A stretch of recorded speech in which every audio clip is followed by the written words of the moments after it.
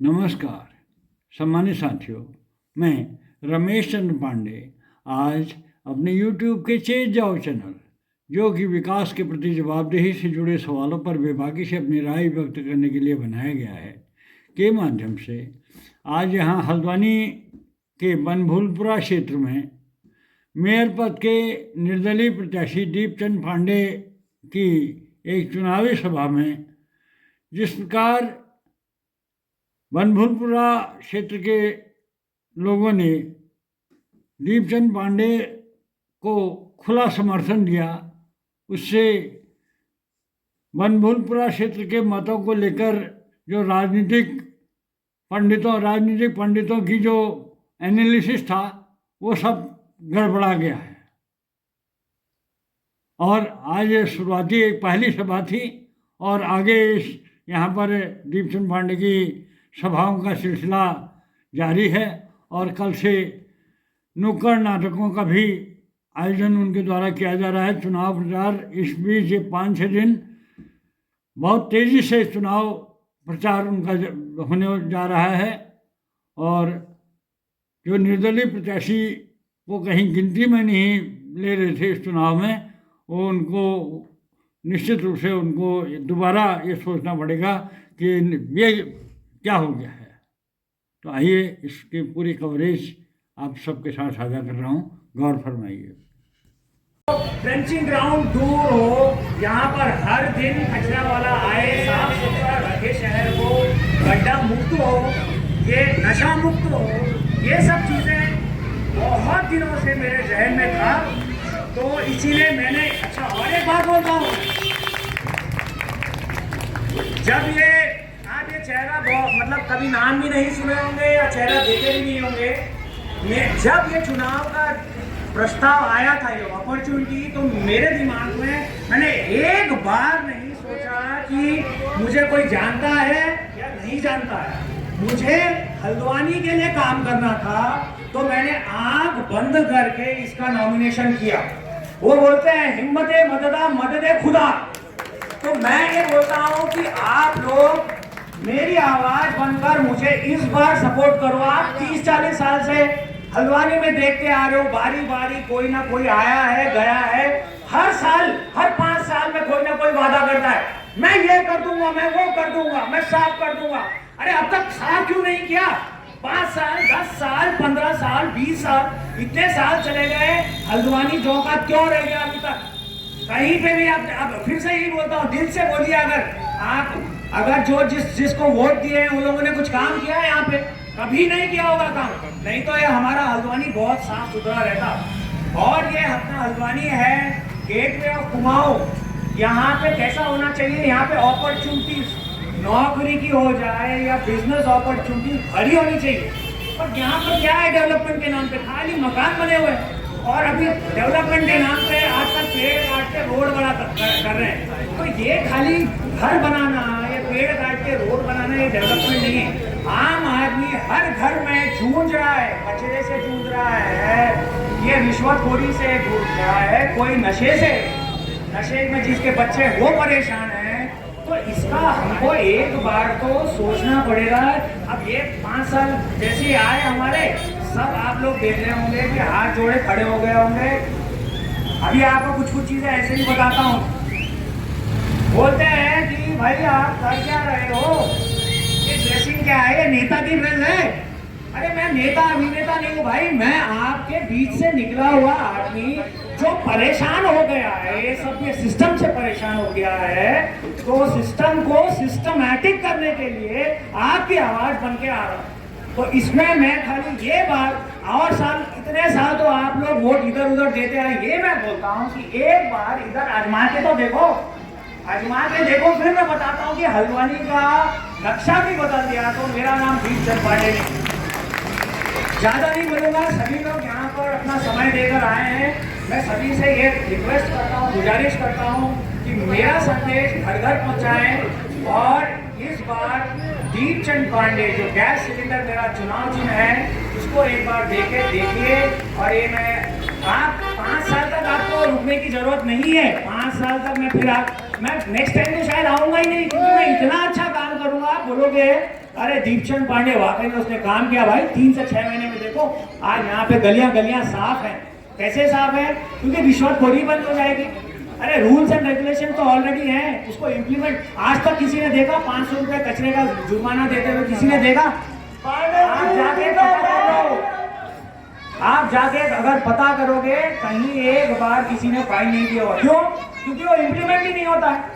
तो थोड़े कानून जो है उसको सख्त करो, साफ सफाई करो, अपने हल्द्वानी को स्वच्छ बनाना है। तो आपको ये बार हर बार की तरह से हट के वोट देना है और सपोर्ट करना है भाई। और मैं इतना ही बोलूंगा, आप सभी को मेरा धन्यवाद, आप लोगों सबने के मेरी वाणी। नमस्कार सम्मानित साथियों, मैं सर्वप्रथम यहाँ पर रही भाई से अनुरोध करूँगा कि मंच में आए। उनके बिना उनके मुंतासिर होने से हमको अच्छा लगेगा। नई भाई की कमी बड़ी फल रही है, प्लीज नई भाई के लिए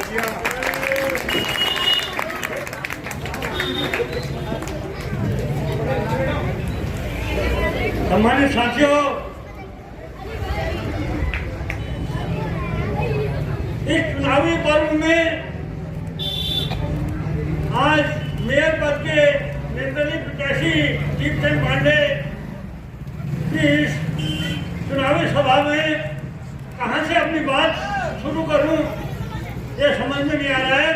अभी शाम के टाइम पांडे जी ने मेरे से कहा कि आप इसमें सभा में आए, तो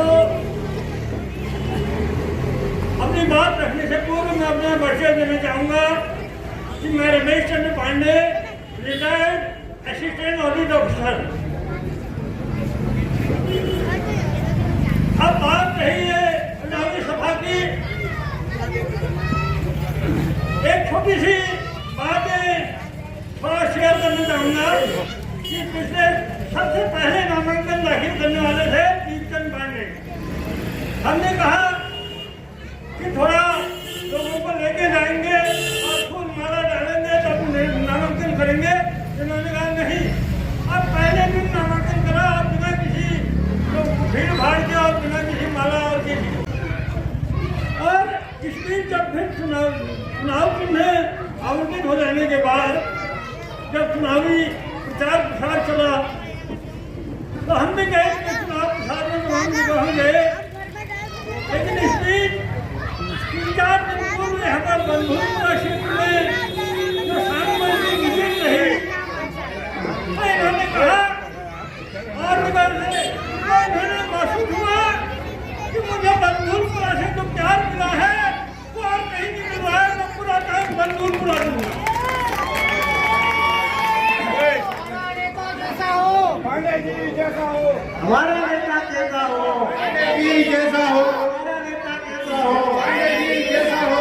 तो हमारे साथियों, ये आप उनके बंधुपुरा के परिवार का हिस्सा दीप पांडे है, जिसने आपके प्यार और आत्मीयता को महसूस किया। आपको मैं इतना ही कहना चाहूँगा कि आपकी ये प्यार और आत्मीयता और ये पारिवारिक आत्मीयतापूर्ण भाव हमेशा बने रहेगा।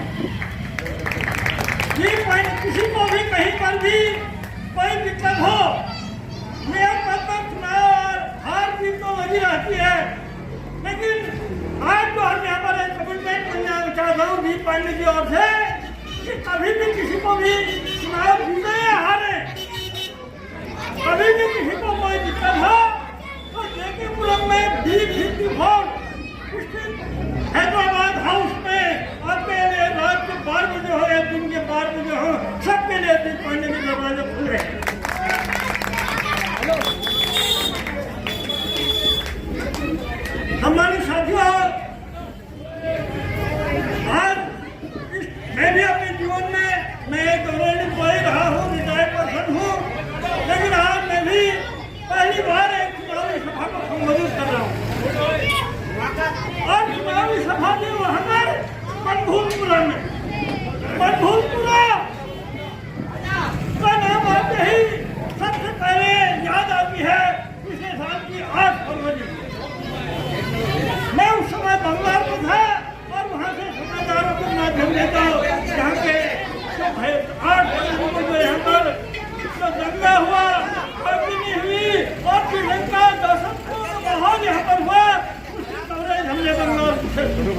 और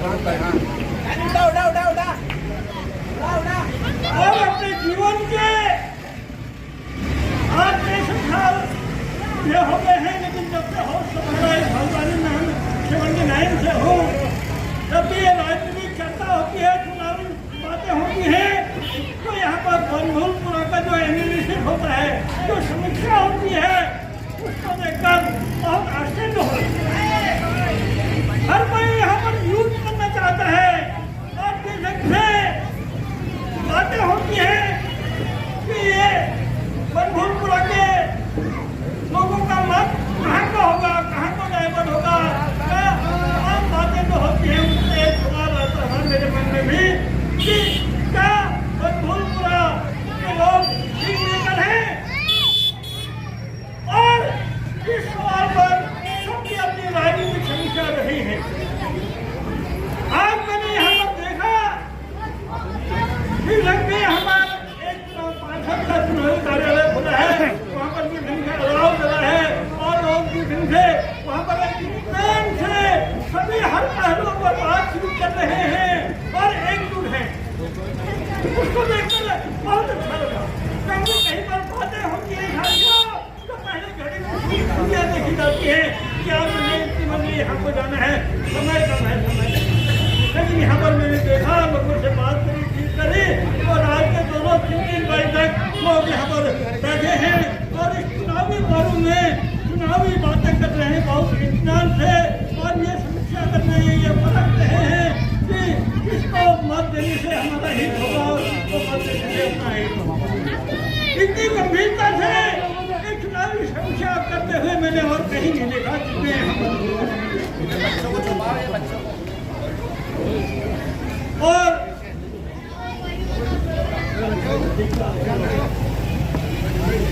और यहाँ मैं बहुत लोगों से परिचित नहीं हूँ, इनने अभी छोटी सी एक मुलाकात हुई ललित भाई से, तो बहुत प्रभावित हुआ। और क्या शब्द कहूँ, कहीं कहीं बनभूलपुरा में प्रतिभाएं रहती हैं, एक से एक प्रतिभाएं यहाँ पर छिपी हैं, कारीगर है, नक्कारी है, बहुत अद्भुत, सब लोगों की जो बुनियादी जरूरत होती है उसको तलाशते हैं। आज जिस ढंग से इस चुनावी माहौल में आप लोगों ने जिस ढंग से जितनी गंभीरता से यहाँ की समीक्षा की है, वो सुनकर बहुत अच्छा लगा। जो पिछले साल की बात कह रहा था मैं, कि यहाँ पर दंगा हुआ, आगजनी हुई, और उसके बाद यहाँ पर राजनीतिक दलों का जो यहाँ के बनभूलपुरा राष्ट्र के प्रति जो रुझान रहा, जो समीक्षा होती है, उसको देख के हम दंग रह जाते हैं। बहुत अधिक मैं कहकर इतना कहूँगा कि हमारे बनभूलपुरा के लोगों को एक राजनीतिक मोहरा समझ के राजनीतिक चुनाव के समय में यूज किया जाता है, इतना हमने इतने सालों के अनुभव देखा। लेकिन आज मैंने बोला कि मैं पहली बार एक चुनावी सभा को आयोजित संबोधित कर रहा हूँ इस अपने को, और इतने कॉन्फिडेंस से इसलिए बात कर रहा हूँ कि दीप पांडे जो है, और इस दीप पांडे के बारे में एक गारंटी देता हूँ कि नीट एंड क्लीन है, ऑनेस्ट है, बिल्कुल पूरा कागज है, और आपके हितों की सुरक्षा के लिए समर्पित होने का संकल्प के सामने हमारे उपस्थित हुआ। आप लोगों का प्यार और उसने जहाँ मिलेगा या वहाँ को चलेगा, इसकी ताकत कोई राजनेता नहीं है, इसकी ताकत आप लोग हैं, ये ऑडियंस इसकी ताकत है। इस ऑडियंस की ताकत के बल पर इतना मैं बताना चाहता हूँ कि ये पढ़ा लिखा है, और अधिकारी जो सिस्टम बात होती है कि अधिकारियों से कैसे बात की जाती है और कैसे इसे उसका समाधान निकाला जा सकता है, इसको ये बखूबी जानता है और बखूबी इस पर एक आत्मविश्वास है। अगर आप लोगों का इससे और प्यार रहेगा तो निश्चित रूप से हर अधिकारी के केंद्र से वो रुके हुए कामों का निष्पादन करेगा।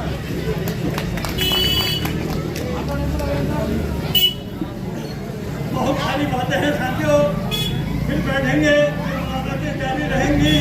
अभी तो इतना ही कहना चाहूँगा कि ये आत्मीयतापूर्ण और स्नेहजनक के पारिवारिक माहौल जो रहा है इसको हम और बढ़ाएंगे।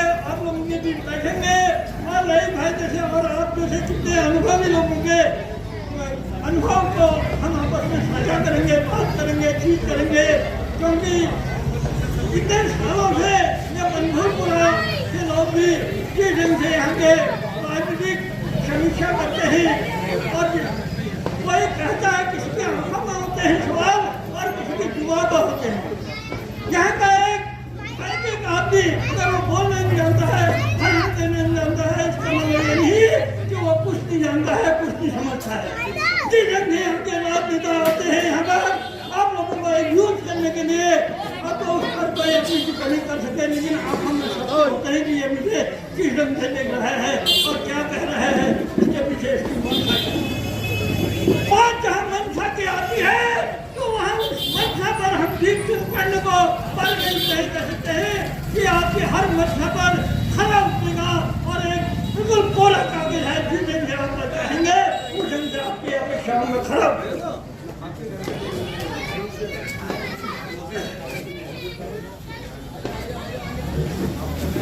बातें हैं, बहुत बड़ी बातें हैं कहकर साथियों एक छोटी सी बात आप लोगों के साथ साझा करना चाहता हूँ। अपने जीवन में सामान्य क्षेत्र में ये चुनावी वायदे जो भी आप कांग्रेस वगैरह में सब जगह देखते होंगे, हमारा अपना एक अनुभव ये रहा है साथियों, सारी समस्याओं की जड़ कहाँ पर है, सारी समस्याओं का वो कौन सा स्विच है जिस स्विच को दबाने से सारी समस्याओं का समाधान हो जाता है, वो मैं आपके साथ साझा करना। हमारे साथियों, हमने आप सब लोग जानते होंगे अल्मोड़ा स्थित न्याय के प्रति चितई मौजूद के मंदिर में फरियाद बताई थी और फरियाद थी विकास के प्रति जवाबदेही हेतु फरियाद, विकास के प्रति जवाबदेही हेतु जो फरियाद लगाई थी उस फरियाद पर सुनवाई के लिए हमने पूरे उत्तराखंड में एकता यात्रा निकाली और रामपुर के रहा स्थित शहीद स्थल में उस एकता यात्रा का समापन। जो आज बात आती है वीर पांडे का पूरा जो मूल विजन है वो क्या है अगर कहें तो वो इसी पर आधारित होता है कि जवाबदेही। सिस्टम बना हुआ है, नियम बने हैं, कानून बने हैं, व्यवस्थाएं बनी है, लेकिन उनका इम्प्लीमेंट नहीं होता है। इम्प्लीमेंट क्यों नहीं होता है? उसके लिए सिर्फ और सिर्फ अगर जवाबदेही तय हो जाए तो सब लाइन पाए। पांडे जी तुम संघर्ष करो, पांडे जी तुम संघर्ष करो, हमारा मेयर कैसा हो, हमारा मेयर कैसा हो। पिछले साल यहाँ पर 8 फरवरी को जो दंगा हुआ, आगजनी हुई, जो दहशतपूर्ण माहौल हुआ और उसमें 5 लोगों की जो जान गई, उसके जवाबदेही कौन है, ये एक बड़ी बात है। कहीं पर भी कोई भी बात होती है, बात अतिक्रमण की आती है, तो अतिक्रमण क्या है, बंधुपुरा के लिए नहीं है और कहीं नहीं है क्या? 75% पूरा होगा कि 75% जगह हमारा अतिक्रमण है, तो यह बंधुपुरा से फोकस क्यों किया जाएगा? क्या हुआ वो दंगा? इसकी जान बचाने की बात होती है, कोई बात नाजायज बात होती है, किसी बाप बेटी की इज्जत कुछ जाती है, छेड़छाड़ होती है, या कहीं पर भी कोई चोरी चपाटी कुछ भी होता है, तो अभी बस दुर्घटनाएं देखे आप, बस दुर्घटनाएं जितनी भी हो रही है, उन बस दुर्घटनाओं को आप देखते होंगे कि 2-4 दिन को हो हल्ला होता है, लेकिन होती ये होती वो होती फिर सब अपने ढंग से फिर हल्ला के सामने जो ट्रैफिक योजना है, आए दिन से एक्सीडेंट होते हैं, घर के नौनिहाल है, एक बच्चा है, तमाम से रोज जब खबरें आती हैं कि एक युवा लड़का वहाँ पर एक्सीडेंट में मर गया, उसकी जान मौके पर चली गई, बस दिल फटा। कौन है उनके लिए जवाब दे? हमारा पशु की वजह से कई दुर्घटनाएं होती हैं, कई जान चली गई है, कौन है उसके लिए जवाब दे? बात ये नहीं होती है कि कोई दुर्घटना हो जाती है तो उसका मुआवजा दे दो, क्या मुआवजा दे के आप उसकी भरपाई कर सकते हैं? कभी नहीं। अगर ये सब बात एक संविधान कराते हैं तो उसमें एक लंबा और निष्कर्ष यही आता है कि हमें सभी समस्याओं के समाधान के लिए कौन सा ऐसा चीज है जो सारी समस्याओं का समाधान हो जाए, तो वो चीज है जवाबदेही, अकाउंटेबिलिटी होनी चाहिए। नगर निगम में ये बात नहीं दीजिए या सबको आगे भी किसी भी सरकारी और राजस्व की बातें कहें, तो सिस्टम बने हैं, नियम बने हैं, कानून बने हैं, अगर उनका इम्प्लीमेंट हो जाए तो निश्चित रूप से सबका समाधान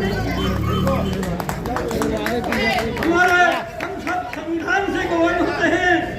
संविधान में आर्टिकल 14 को ले लीजिए या आर्टिकल 16 को ले लीजिए। आर्टिकल 14 में है विधि के समक्ष समानता, कानून के समक्ष समानता। क्या कानून के समक्ष यहाँ पर समानता है? यहाँ चेहरे मोहरे देख के कानून का फल जो किया जाता है उसका न्याय देने में चेहरे मोहरे देखेगा। आर्टिकल 16 की बात ले लीजिए, रोजगार में समानता के अवसर, क्या समानता के अवसर है यहाँ पर, ये सब लोग जानते हैं। वो समान साथियों, हम बात हार जीत के नहीं है। इस चुनावी पर्व में नहीं पांडे इस मुहिम को लेकर चल रहे हैं। यह उस मुहिम को मुकाम तक पहुंचाने के लिए आप सबका सहयोग, समर्थन और आशीर्वाद चाहिए। और अगर जवाबदेही की बात का अगर मैं फोकस करूं तो जवाबदेही के लिए चाहिए एकता के बिना जवाबदेही नहीं हो सकती है। इसलिए जवाबदेही के लिए सब जन से हमारी अपील है कि वो एकजुट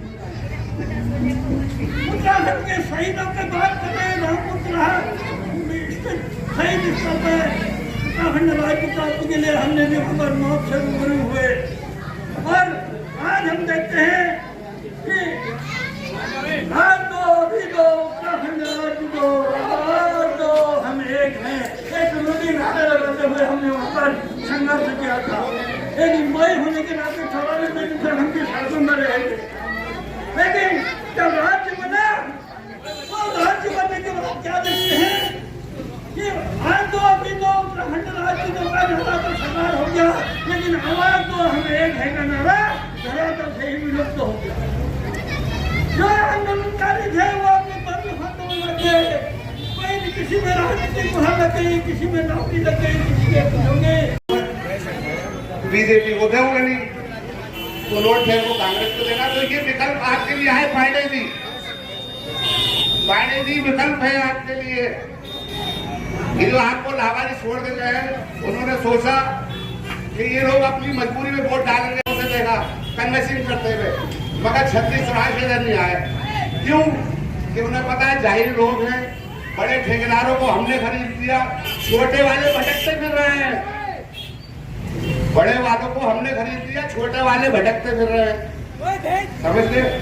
तो इसलिए ये विकल्प आपको मिले हैं। पांडे जी पहला दिन है, इसलिए सही से बोला नहीं जा रहा, बाकी और मीटिंग होंगी तो और बातें होंगी, समझ गए? अब आए कांग्रेस को दे रहा है। कांग्रेस आपकी हितैषी नहीं है, सबसे ज्यादा आपको लूटने वाली कांग्रेस है। इतिहास उठा के देखो। तो आपको हमारे पांडे जी को कामयाब बनाना है, जो आपकी आवाज बने। और अगर पांडे जी से कोई नाराजगी है तो वोट नाटो दबाओ, नोटा दबाओ, नोटा मत दो वोट, किसी को मत दो वोट, करो विरोध। एक बार चुप संजय, जो हमारी बात सुनेगा, जो हमारा काम करेगा, उसको वोट देंगे। नोटा दबाओ सीधे। अगर इनसे नाराजगी कोई पांडे जी से है तो मत तो। कांग्रेस के दलाल नहीं हो आप, कांग्रेस ने आपको खरीद के रखा है, आप अपनी मेहनत का खाते हो। आप अपनी मेहनत खाते हो, किसी गुलाम नहीं हो। उन्हें बताओ कि हम गुलाम नहीं है। नोटा दबाओ सीधे, और नहीं तो भी कल आपके पास ही बैठे हैं पांडे जी हमारे। मत तो वोट बता दो उन्होंने तुम्हें तुम्हारी औकात पे छोड़ा। उन्हें बताओ हमारी औकात क्या है, हम तुम्हें तुम्हारी औकात पे ले आएंगे। एक वोट नहीं जाना चाहिए कांग्रेस को या बीजेपी को।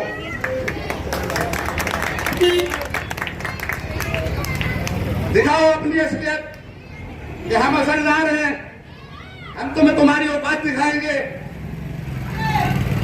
नोटा दबाओ, और नहीं तो सीधे पांडे जी ये विकल्प इनको भेज रहे हैं आपके पास। हम तो सोच रहे थे कि यार क्या है, यहाँ पे मजबूरी है मुसलमानों की, और मुझे भी कोई बोलने का मौका नहीं मिलता था जो समझाऊं लोगों को। पांडे जी आए, इनका शुक्रिया अदा करो पांडे जी का, जो विकल्प बन के आए हैं। पांडे जी को आपका शुक्रिया अदा नहीं करना, इनका शुक्रिया आप करो। और आगे क्या बोलूं, इतना काफी है। इस्लाम में आगे देखा जाएगा, पहला दिन है नहीं बोला जाता। नहीं बैठो, संघर्ष करो।